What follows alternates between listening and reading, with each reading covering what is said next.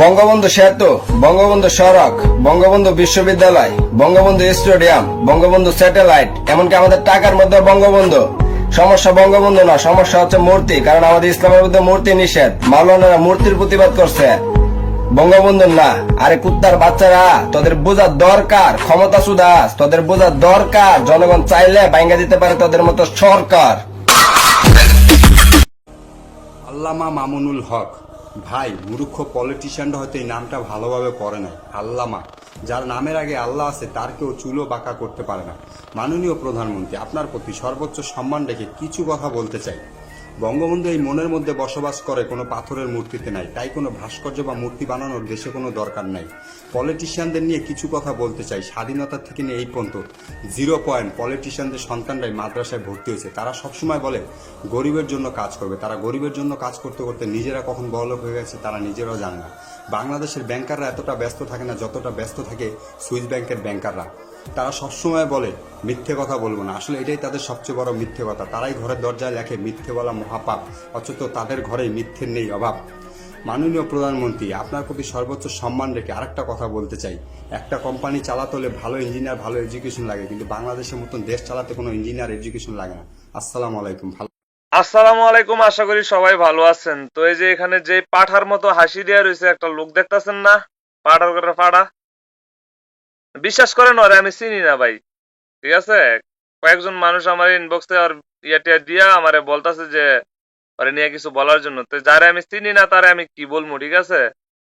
তো যারা ওরে চিনেন তাদের উদ্দেশ্যে বলতাছি, শুনলাম যে ওই নাকি খুব পাওয়ারফুল ব্যক্তির লগে আমার খেলতে ভালো লাগে। তো ওর সম্বন্ধে যদি কিছু জানেন তাহলে 2 লাইন লেখা দিয়া যায়েন। আর যদি ওর কোনো টিকটক আইডি মাইডি থাকে তাহলে আমার একটু মেনশন দিয়েন ভাই, বুঝছেন। খুশিও মু। আর এই মাদারচোদের যদি কেউ জানাই দিয়েন যে ওর লগে আমি একটু খেলাইতে চাই, ঠিক আছে। বিলে ইসলাম লিয়া উল্টা পাল্টা কি কইছে না কইছে, বিলে যুবলীগ করে আর হুকালীগ। মাওলানা মামুনুল হকের গ্রেফতারের দাবি জানাচ্ছিস মুক্তিযোদ্ধা চত্বরে। আরে তোরা ভুলে কেন যাচ্ছিস ইতিহাসে গড়া বদরের যুদ্ধকে, যেখানে মুসলিমের সংখ্যা কম ছিল আর কাফেরের সংখ্যা বেশি ছিল, তবুও ইসলামের জয় হয়েছিল।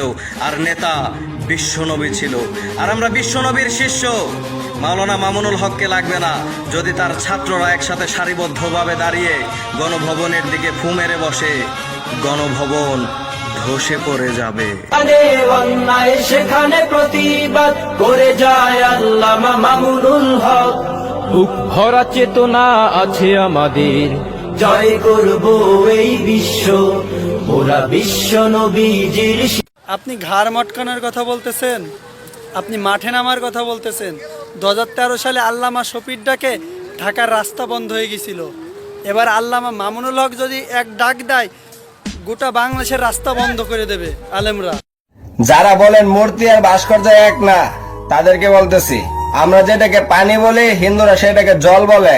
তার মানে কি পানি আর জল এক না, আলাদা আলাদা। আমরা যেটাকে মূর্তি বলি, আমাদের ইসলাম যেটাকে মূর্তি বলে, আপনাদের ভদ্র সমাজ শিক্ষিত সমাজ সেটাকে ভাস্কর্য বলে, কিন্তু জিনিস একটাই। ইসলাম নিয়ে কটূক্তি করবা, মাওলানা মামুনুল হক সাহেবকে নিয়ে কটূক্তি করবা, তার পরিপ্রেক্ষিতে যদি কোনো কথা বলি, কোনো প্রতিবাদ করি, সেইখানে পলিটিক্সের গন্ধ খুঁজবা, রাজনীতিক গন্ধ খুঁজবা। মুখ মাফিয়ান তা হাইওয়ান, পলানোর জন্য ইঁদুরের গর্ত খুঁজে পাবি না। মাওলানা মামুনুল সাহেবের আদর্শবান সৈনিক, দেহ থেকে কল্লা আলাদা করে ফেলবো, এখনো সময় আছে, উল্টা পাল্টা রিয়াক্ট করবি না। নিক্সন চৌধুরী প্রবাসীদের নিয়ে কথা বলেছেন, আমরা আপনাকে ভালোবেসেছি, কিন্তু ভুলে যাবেন না প্রবাসীদের সম্মান আর রিজিক আল্লাহ দিবে, সেই ভরসাই বেঁচে থাকে।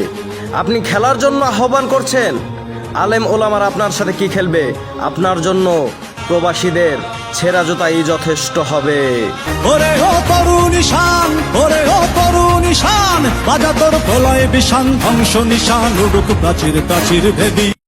আমাকে জেল জুলুমের বই দেখিয়ে লাভ নাই, কারণ আগুনে নিক্ষেপ হওয়া ইব্রাহিম আলাইহিস সালামের সন্তান আমি।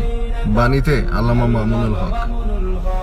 মোরা কামানের মুখোমুখি দাঁড়িয়ে আল্লাহু আকবার বলবো, আসুক না যত বাধা যত ঝড় সাইক্লোন, রাসূলের পথে মোরা চলবই।